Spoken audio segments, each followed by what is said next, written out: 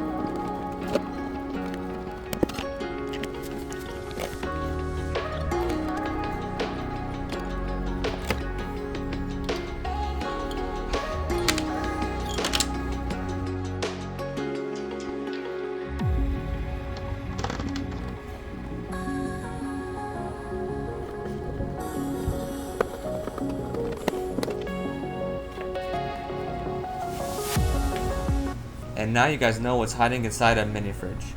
And honestly, there's a lot less in there than I was expecting. Thanks for watching everyone, and I'll see you guys in the next one.